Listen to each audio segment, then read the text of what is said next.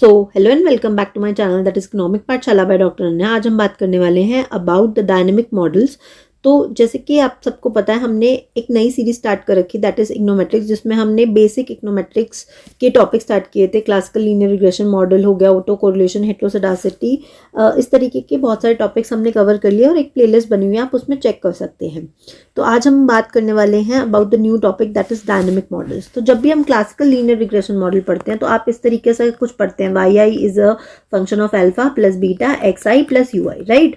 यहाँ पर आई जो है, मैंने आपको तब भी बताया था, ये आपका सबस्क्रिप्ट पे आता है, जिसका मतलब होता है दैट इज, हम यहाँ पर बात करें आई क्रॉस सेक्शन यूनिट्स के, जहाँ पे आई की वैल्यू 1 2 3 से लेकर सो ऑन तक जा सकती है, ठीक है।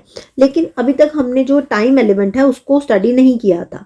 अगर इसी आई की जगह मैं नीचे लगा दूं बेस में क्या टी, तो इसको हम क्या कहेंगे, हमारे डायनेमिक मॉडल्स। यानी कि जब हम जो भी हमारे वेरिएबल्स हैं वो टाइम को कंसिडर कर रहे हैं, तो इसको हम क्या कहेंगे, इसको हम कहेंगे क्या, हमारे डायनेमिक मॉडल्स, ठीक है।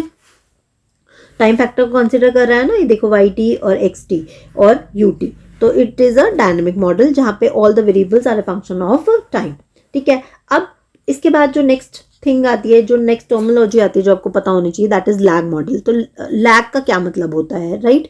तो जब भी हम इकोनॉमिक्स पढ़ते हैं तो हर इकोनॉमिक फिनोमिना का इम्पैक्ट जो होता है वो इंस्टेंट नहीं होता, राइट। वो कुछ देर बाद होता है। तो इंस्टेंट नहीं होता है तो इसका मतलब, जैसे कि मान लीजिए हम कहते हैं कि हमारी इनकम बढ़ी, तो क्या हमारी कंजप्शन इमीडिएटली बढ़ जाती है? नहीं, इट विल टेक टाइम ना। हम देखते हैं कि क्या ये इनकम जो है वो परमानेंटली इंक्रीज हो रही है या डिक्रीज हो रही है, तो it will take some time. इसी टाइम गैप को, कि अगर हमारा इंडिपेंडेंट वेरिएबल बढ़ रहा है तो जो हमारा डिपेंडेंट वेरिएबल है उसको रिस्पॉन्ड करने में कुछ टाइम लगता है, उसी टाइम को हम क्या कहते हैं, लैग कहते हैं, राइट। इससे नेक्स्ट अब बात करते हैं, दो तरीके के मॉडल्स होते हैं डायनेमिक मॉडल्स में। एक होता है डिस्ट्रीब्यूटेड लैग मॉडल और दूसरा होता है ऑटो रिग्रेसिव मॉडल।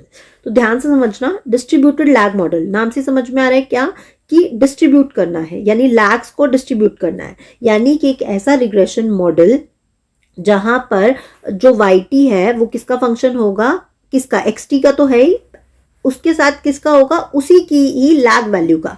यानी कि एक ऐसा फंक्शन, ऐसा मॉडल जहां पर independent variable is a function of x T and x T के लैग्स। यानी कि dependent variable is a function of independent variables and उसकी जितनी भी लैग्ड वैल्यूज है उसका फंक्शन होता है, उसी को हम क्या बोलते हैं, हमारा डिस्ट्रीब्यूटेड लैग मॉडल। एग्जाम्पल जैसे आपने पढ़ा है, मैक्रो में थ्योरी पढ़ी है कि हमारी जो करंट जो हमारी कंजप्शन होती है, ठीक है, consumption is not only function of current income, rather past income पे भी डिपेंड करता है, ठीक है। करंट के ऊपर ही नहीं, पास्ट के ऊपर भी डिपेंड करता है। तो ये किसका एग्जाम्पल हो गया, it is example of distributed lag model. और दूसरा है auto regressive model. Auto regressive मतलब खुद की ही पास्ट वैल्यूज के ऊपर रिग्रेस करना, यानी एक ऐसा इंडिपेंडेंट, एक ऐसा मॉडल जहां पर डिपेंडेंट वेरिएबल अपनी ही पास्ट वैल्यूज के ऊपर डिपेंड करता है, इसको हम कहते हैं ऑटो रिग्रेसिव मॉडल। इसका एग्जांपल क्या हो गया, जैसे प्रॉफिट है मान लो एक कंपनी का, वो सिर्फ प्रॉफिट जो है वो करंट ईयर के प्रॉफिट के ऊपर डिपेंड नहीं करता, बल्कि प्रॉफिट जो पास्ट ईयर्स में हुआ है ना उनके ऊपर भी डिपेंड करता है। तो ऐसे मॉडल को हमने क्या बोला, डायनेमिक मॉडल, ठीक है।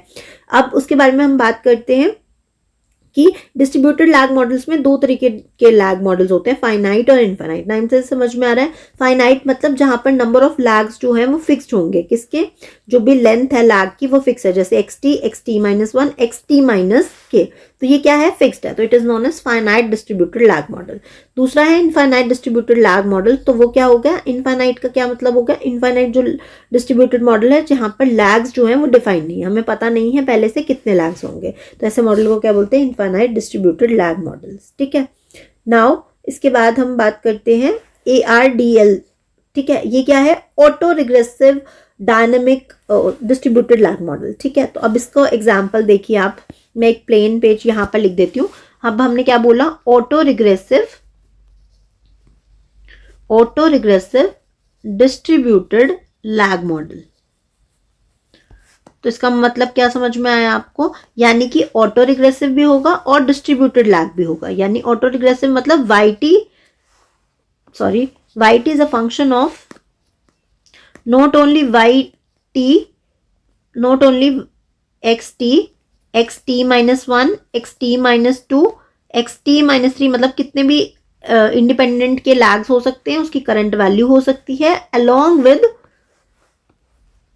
विद अपने ही लैग्स के ऊपर, ठीक है, अपने ही लैग्स के ऊपर डिपेंड करता है। जैसे कि क्या हो गया, जैसे कि y_1, y_2 and so on. अब इसका एग्जाम्पल क्या हो गया, आप पढ़ते हो कंजप्शन थ्योरी, तो आप कहते हो इनकम जो है, हमारी जो कंजप्शन है वो ना ही हमारी करंट इनकम के ऊपर डिपेंड करता है, पास्ट इनकम के ऊपर भी डिपेंड करता है, और वो प्रीवियस कंजप्शन के ऊपर भी डिपेंड करता है, पिछले साल आपने कितना कंज्यूम किया था, राइट।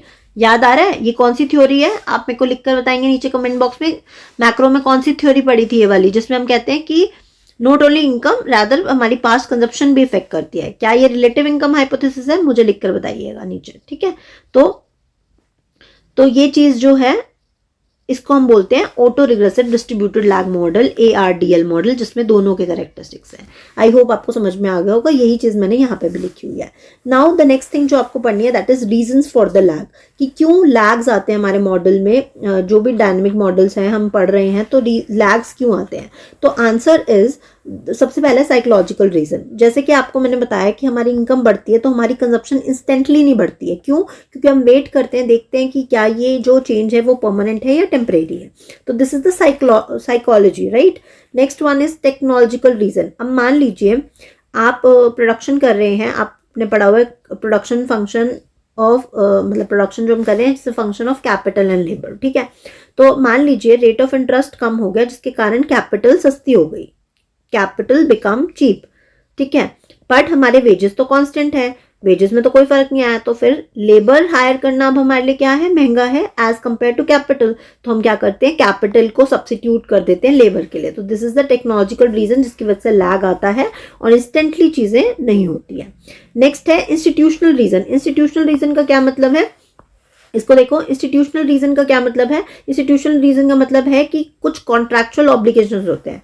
अगर आप कभी कोई जॉब करने जाओ तो आपने देखा होगा कि वहां पे आपसे एक बॉन्ड साइन कराते हैं, राइट। बॉन्ड का क्या मतलब होता है कि इस टाइम पीरियड से पहले आप ये जॉब छोड़ के नहीं जा सकते, अगर आप जाते हैं तो आपको क्या करना पड़ेगा, यू हैव टू पे अ सर्टेन अमाउंट, इस तरीके का होता है, ठीक है। तो वो क्यों किया जाता है, क्योंकि उनका कुछ कॉस्ट आता है आपको ट्रेन करने में, ठीक है। तो वो अपनी बार बार अगर कोई एम्प्लॉय छोड़ के जाता है तो it is a cost for the company ना, तो दैट्स वाई वो ऐसा करते हैं। तो इंस्टीट्यूशनल रीजन कि जब आप इसका एक सेकेंड एग्जाम्पल FD भी हो सकता है, जैसे कि आप फिक्स डिपॉजिट कराते हैं, तो फिक्स डिपॉजिट में बोलते हैं कि 5 years है, 3 years है, 2 years है, इससे पहले आप ब्रेक नहीं कर सकते, अपना पैसा नहीं निकाल सकते, अगर करते हैं तो पेनल्टी लगती है, ठीक है। तो ये रीजन है जिसके कारण इंस्टीट्यूशनल रीजंस हैं जिसके कारण लैग आता है, यानी कि इंस्टेंटली चीज़ें नहीं हो पाती। तो अगर आपको कोई नई अपॉर्चुनिटी भी मिलेगी, अगर आपकी जॉब लगती है, बट क्योंकि आपने बॉन्ड साइन किया हुआ है तो आप इंस्टेंटली छोड़कर जाके